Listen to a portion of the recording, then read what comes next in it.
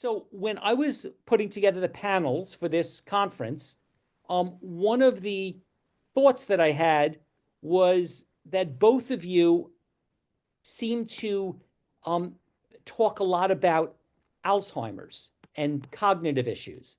And I guess I'm 61, turning 62, and I never thought much about any of this stuff when I was younger. But all of a sudden, as I'm getting older, this seems to be a world where I'm hearing about people having cognitive issues. And it's gone from something that I didn't really ever think about to something that seems like a very, very serious concern. Um, and I'm really, really interested to know what the data shows. Both of you, I feel, are very unbiased and scientific. I studied biochemistry as a teenager, so I've been focused on this scourge for a very long time. And when I went to Harvard Medical School, the training was, we actually can't even diagnose Alzheimer's until someone has died, and then you do an autopsy, and there's really not a lot we can do. So that was 35 years ago. Now there is hope. That's the bottom line. Yeah. Thank Thank you. Yes, I've worked with many people with Alzheimer's disease and with mild cognitive impairment, which is sort of like the precursor to Alzheimer's disease. People in that category generally, well, about 15% will graduate to Alzheimer's disease every year. So that's a good point to work with people. And in our clinical trial that I designed and ran, that's what we tried to do, was hit people before they were in advanced Alzheimer's. I have really great sympathy and respect for those caretakers who put up with the people with Alzheimer's disease who, sometimes the people can't remember anything or happy and the caretakers are miserable. So we need to support them. And while it's virtually impossible to reverse advanced stage Alzheimer's disease, along the way, we can do a lot. And neurodegeneration is one of the keys. Neuroinflammation is one of the keys. We can do a lot about that. And a change of diet, contrary to what you may have learned and now know better, is really a huge thing. Of course, changing diet is tough, and it takes someone willing. And the people we've worked with who have been most successful in getting their brains sharper and brighter have had family members who are willing to change their diet and go along with that and get them healthier. So I wrote a book, Nutrients from Memory, that basically outlines the Hawaii dementia prevention trial that I wrote and ran. And there's also a paper on it. They're both on my website, drsteveblake.com. The paper's free under recent papers, and the book is under $10, so not a problem for an ebook. I'm looking forward to your questions, Stephen. Okay, so why don't we start right from the beginning? If someone says, I'll do anything to prevent dementia and Alzheimer's, I'll do anything. What exactly do you want them to eat? Assume they're saying they will do what you say. Their goal is to prevent dementia and Alzheimer's. What is the diet that the science shows has the most protective benefit and possibly the ability to reverse early stage? First of all, what a hypothetical. I don't know if I've ever talked to someone who said, I'll eat everything you tell me to eat and nothing else. A few people have said it, but they didn't really mean it. Right. But yeah, okay, if they could. I think we'd be looking at a whole plant food diet.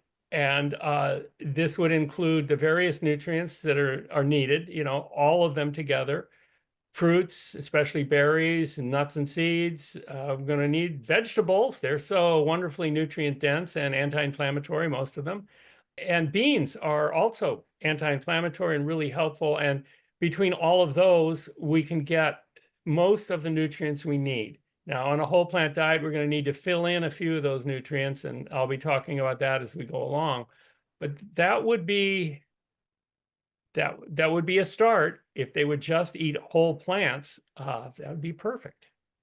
And I would agree with Dr. Steve. Whole plants, don't add salt, oil, and sugar to it. But in general, whole plants, it is. Well, I might modify this salt because I live in the tropics, so do you, Dr. Josh. And Yep.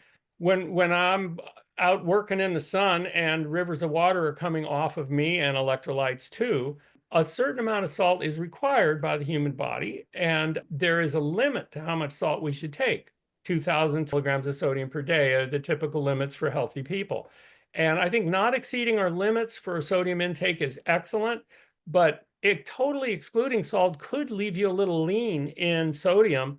As I analyze diets, and when I do that, I see that some people on strictly plant-based diets, and especially without the processed foods, that's where the real dense sodium is, that they're actually a little light in that. And we have 3 electrolytes that we need. And so we need to get those 3 electrolytes.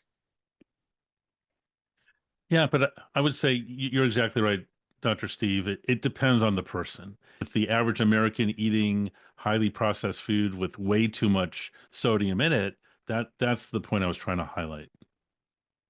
Yeah, the excess of sodium in soups, for example, or bacon, or so many foods, they just throw in salt, sugar, and oil to make it desirable and palatable and make people want to buy it and eat it. And yet too much of those things are really a bad idea. And I agree with you, Dr. Josh, on the extracted oils.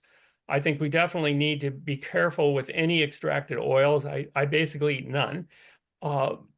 And you know, sometimes people want to cook with some, and I try and keep it down to just a teaspoon of sesame oil and don't heat it up too much if they have to do that. Otherwise, none would even be better.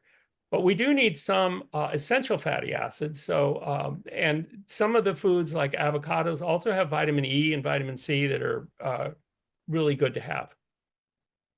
Just to clarify, in the context of dementia and Alzheimer's, do we want nuts and seeds? Do we want olives? Do we want avocados?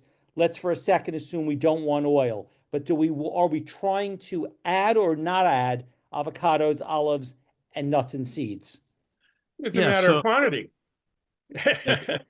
Definitely. And so, yeah, I'm all for an ounce of nuts and seeds, you know, what you can hold in your hand, but I'm not for 12 ounces or 24 ounces eating like a whole bag of nuts or seeds.